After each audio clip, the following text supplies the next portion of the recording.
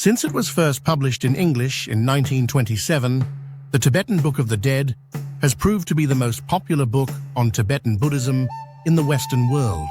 At present, there are at least 21 translations in multiple languages and formats.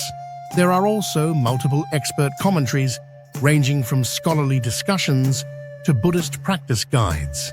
The Tibetan Book of the Dead is an exemplar of Tibetan literary prose and a compelling commentary on the universal experience of death and dying from a Buddhist perspective. A classic of medieval Buddhist literature, it contains vivid descriptions of the bardos or intermediary states between death and rebirth that are, like other medieval texts, often illustrated. The most important thing to understand about the Tibetan Book of the Dead is that it is meant to be read aloud. This is not surprising when we consider that ancient texts from many cultures were meant to be recited. Reading silently was uncommon in the ancient world. Not only is the Tibetan Book of the Dead meant to be read aloud, it is meant to be read to the dead. In other words, corpses are the intended audience for the work, which makes it unique among the world's literary classics. Its opening lines speak directly to the deceased. In this opening passage, we encounter the book's fundamental messages. The first, and perhaps most important message, is that all beings are, in their fundamental nature, no different to the Buddha, sublime and perfect. This means that we can all become enlightened, just as the Buddha was enlightened. The next message is that a subtle, pared-back form of consciousness remains alert in the corpse for some time after death, existing in what is known as a bardo, an intermediate state of existence between death and rebirth. A bardo is a mind state rather than a place, a transitional state that is neither here nor there, not of this life, but also not of the next. Etymologically, the word bardo breaks down into bar, which translates as movement or flow, like a stream, and do, which translates as a stepping stone or island in the stream. The idea of an island of stillness within a stream of movement is profoundly important in the Buddhist teachings, because it points to the hidden profundity of present experience, to the immediacy that is being in the now, which can open us to a direct and intimate experience of what Tibetan Buddhists call our true nature, or Buddha nature, an island of stillness within a stream of movement. The cycle of life. The final message of the lines quoted above is that physical death is not an ultimate end or oblivion. Indeed, it may be an opportunity. Even in the disembodied post-mortem state of the bardo, there is still a chance for what Buddhists call nirvana or liberation, which is freedom from the tyranny of cyclic existence. Cyclic existence is birth, suffering, death, then rebirth into another life of suffering and death, on and on without end. Buddhists believe that we have all been trapped in this cycle of misery since the beginning of time and will remain trapped forever unless we do something about it.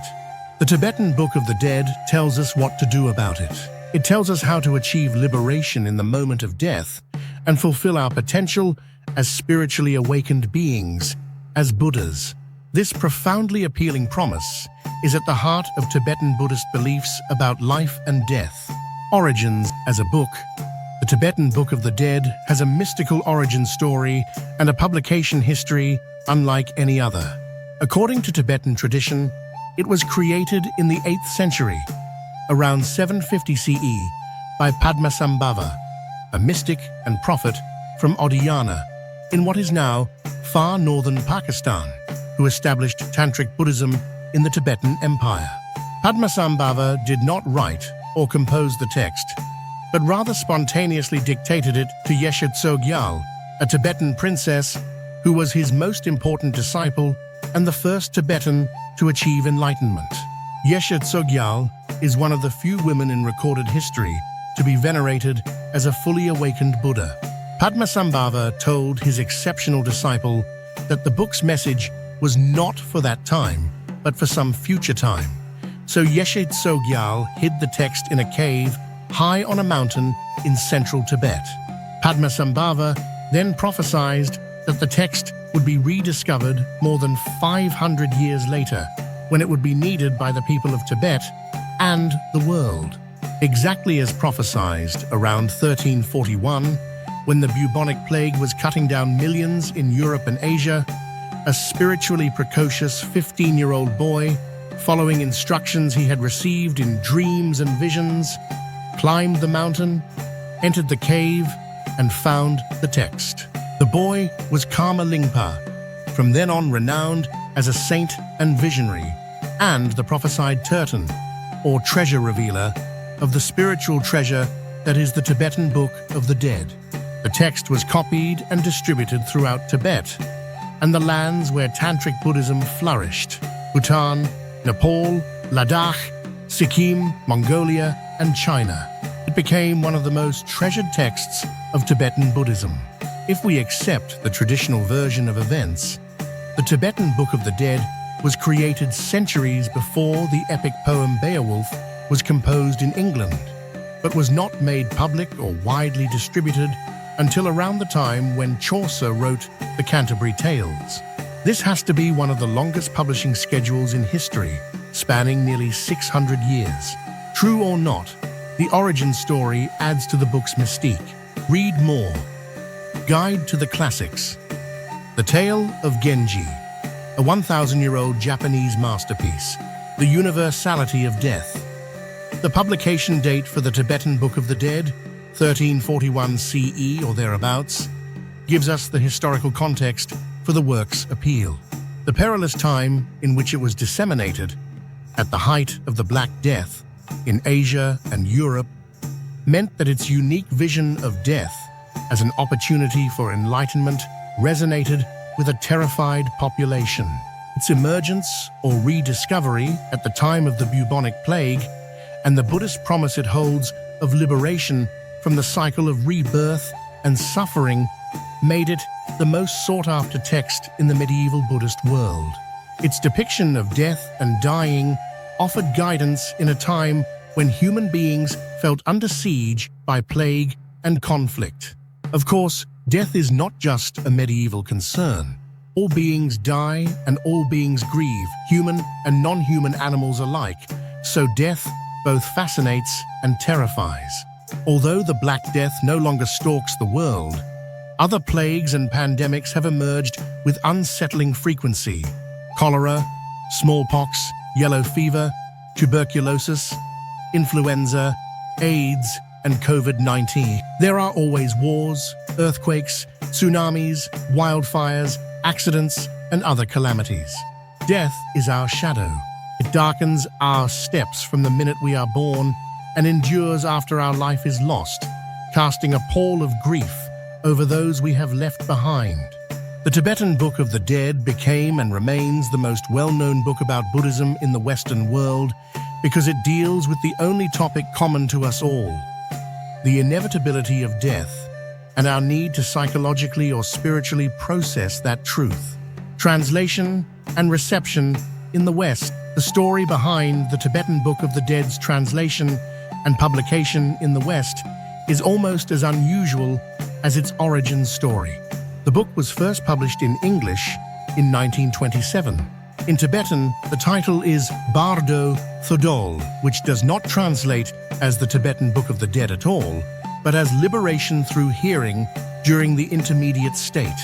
The English title was thought up by Walter Evans Wentz, 1878 to 1965, as a nod to the Egyptian Book of the Dead, a popular book among spiritualists at the time. Wentz, a theosophist determined to link the Tibetan text to his own fanciful spiritualist philosophy, was credited as the translator of the Tibetan Book of the Dead, but he did not actually do the translating. The translation was done by Kazidawa Samdup, 1868 to 1922, the headmaster of a boarding school in the Sikkimese capital of Gangtok and a one-time interpreter for the British Raj. Wentz not only took credit for the translation, he altered it in such fundamental ways that it was no longer a translation at all, but a kind of literary fabrication that distorted the book's Buddhist messages to conform to his own cooked-up spiritualist ideas.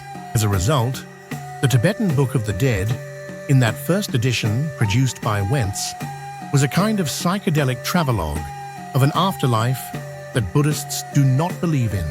The spiritualist and quasi-psychedelic threads Wentz introduced are among the main reasons the book became popular among Western spiritualists of the 1930s and 1940s, some of whom later introduced it into the American counterculture of the 1960s. Timothy Leary.